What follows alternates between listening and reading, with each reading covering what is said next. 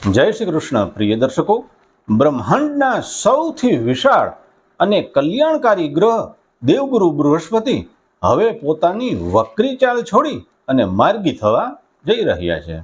જ્યોતિષ શાસ્ત્રમાં આ એક અત્યંત પ્રભાવશાળી અને યુગાંતકારી ઘટના છે. મિત્રો, જ્યારે ગુરુ માર્ગી થાય છે ત્યારે તે જીવનના અટકેલા પૈડાને એટલે કે એ ચક્રોને ગતિ આપે છે, ભાગ્યના બંધ દરવાજા ખોલે છે અને શિક્ષણ, બેન્કિંગ તથા વેપારના ક્ષેત્રોમાં રચનાત્મક ઉછાળો લાવે છે. દર્શક મિત્રો, 11 માર્ચ 2026ના મિથુન રાશિમાં ગુરુ પોતાની વક્રી ચાલ પૂર્ણ કરી અને માર્ગી થશે અને આ પછીના 84 દિવસ એટલે કે 2 જૂન 2026 સુધી ગુરુ આ જ અવસ્થામાં રહેશે અને ત્યારબાદ તે પોતાની ઉચ્ચ રાશિ કર્ક રાશિમાં પ્રવેશ કરશે. મિત્રો, 11 માર્ચે ગુરુ પુનર્વસુ નક્ષત્રમાં હશે, જેનો અર્થ જ પુનઃ વાપસી અને સમૃદ્ધિની વાપસી થાય છે. તો ચાલો જાણીએ મેષ રાશિથી મીન રાશિ સુધીના જાતકો પર એની અસર શું થશે. સૌથી પ્રથમ વાત કરીએ મેષ રાશિની.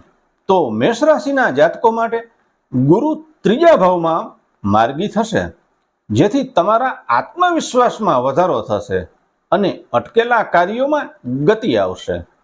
11મા ભાવ પર ગુરુની દ્રષ્ટિને કારણે નોકરીમાં પ્રમોશન અને આવકમાં વધારાના સ્પષ્ટ માર્ગ ખુલશે. જે વિદ્યાર્થીઓ ઉચ્ચ શિક્ષણ માટે વિદેશ જવા માંગે છે તેમના માટે આ સમય વરદાન સમાન છે. જીવનસાથી સાથેના સંબંધો મધુર બનશે.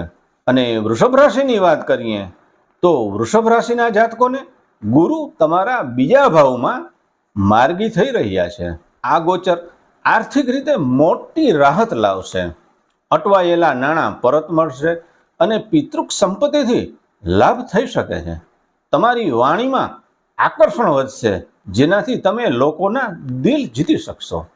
સ્વાસ્થ્યની વાત કરીએ તો છઠ્ઠા ભાવ પર દ્રષ્ટિને લીધે જૂના રોગો અને શત્રુઓથી મુક્તિ મળશે.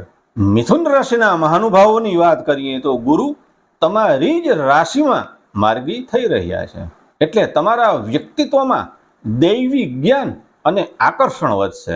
ભાગ્યનો પૂરો સાથ મળવાથી કાર્યસ્થળ પર પ્રગતિ થશે. જે લોકો લગ્ન અથવા સંતાન માટે પ્રયત્નશીલ છે તેમને સફળતા મળશે. સ્પર્ધાત્મક પરીક્ષાઓમાં વિદ્યાર્થીઓ ઉત્કૃષ્ટ પ્રદર્શન કરશે. કર્ક રાશિના જાતકો માટે ગુરુ 12મા ભાવમાં માર્ગી થઈ રહ્યો છે, તેથી આધ્યાત્મિક શાંતિ વધશે અને અનિયંત્રિત ખર્ચ પર લગામ આવશે. વિદેશોમાં નોકરી કે અભ્યાસ કરવાનું સપનું જોતા જાતકો માટે આ સમય શ્રેષ્ઠ સમય છે. માતાના સ્વાસ્થ્યમાં સુધારો જોવા મળશે. ભૌતિક સુખ કરતા આધ્યાત્મિક વિકાસ પર વધુ ધ્યાન આપવું આપને માટે હિતાવહ છે. સિંહ રાશિના જાતકોને ગુરુ તમારા 11મા ભાવમાં માર્ગી થઈ રહ્યા છે. આ સમયગાળો તમારી અધૂરી ઈચ્છાઓ પૂરી કરવા સાબિત થશે. આવકના નવા સ્ત્રોત ઊભા થશે અને વેપારમાં મોટી ભાગીદારી થઈ શકે છે, જે રાતોરાત આર્થિક સ્થિતિ મજબૂત કરશે. સંતાન પ્રાપ્તિની ઈચ્છા રાખતા યુગલો માટે ખુશખબર મળી શકે છે. વાત કન્યા રાશિની કરીએ તો કન્યા રાશિ માટે ગુરુ 10મા ભાવમાં માર્ગી થશે, જે તમારા વ્યાવસાયિક જીવનમાં સકારાત્મક પરિવર્તન આવશે. શેરબજાર અને વેપારમાં જબરદસ્ત નફો થવાની શક્યતા છે. તમે નવું વાહન કે પ્રોપર્ટી ખરીદી શકો છો. નોકરીમાં નવી જવાબદારી અને પ્રમોશન મળવાના પ્રબળ યોગ બને છે. તુલા રાશિવાળાઓને ગુરુ તમારા ભાગ્ય ભાવમાં માર્ગી થઈ રહ્યા છે, જે સૂતેલા ભાગ્યને જગાડશે. નોકરીમાં મનગમતી જગ્યાએ બદલીની શક્યતા છે અને વેપારીઓને લાંબી મુસાફરીથી મોટો નફો થશે. અવિવાહિતો માટે લગ્નના માર્ગ ખુલશે અને દંપતીઓ માટે સંતાન પ્રાપ્તિના યોગ બનશે. વૃશ્ચિક રાશિવાળાઓને 8મા ભાવમાં ગુરુનું માર્ગી થવું ઊંડા આધ્યાત્મિક ફેરફારો લાવશે. જૂના રોકાણ કે વીમામાંથી અચાનક ધનલાભ થવાના પ્રબળ યોગ છે. વાણીમાં મીઠાશ રાખવી, કારણ કે કડવું સત્ય સંબંધોમાં ગૂંચવણ ઊભી કરી શકે છે. સ્વાસ્થ્ય સંબંધિત પેટ અને પાચનનું ખાસ ધ્યાન રાખવું. ધનુરાશિની વાત કરીએ. ધનુરાશિના જાતકોને ખુશીઓની લહેર છે. તમારા રાશિ સ્વામી સપ્તમ ભાગમાં માર્ગી થઈ રહ્યા છે, જે જીવનમાં નવી તાજગી લાવશે. લગ્નની રાહ જોતા લોકો માટે શરણાઈઓ વાગવાના યોગ છે. નોકરીમાં પ્રમોશન અને આવકમાં અચાનક વધારો થશે. તમારો પ્રભાવ એટલો વધશે કે લોકો તમારાથી પ્રભાવિત થશે. મકર રાશિવાળાઓને છઠ્ઠા ભાવમાં માર્ગી ગુરુ તમને રોગ, દેવું અને શત્રુઓ સામે લડવાની શક્તિ આપશે.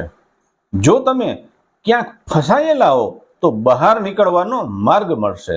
સ્પર્ધાત્મક પરીક્ષાની તૈયારી કરતા વિદ્યાર્થીઓ માટે આ સમય વિજય અપાવનાર સાબિત થશે અને વિદેશ પ્રવાસની ઈચ્છા રાખનારાઓને સફળતા મળશે.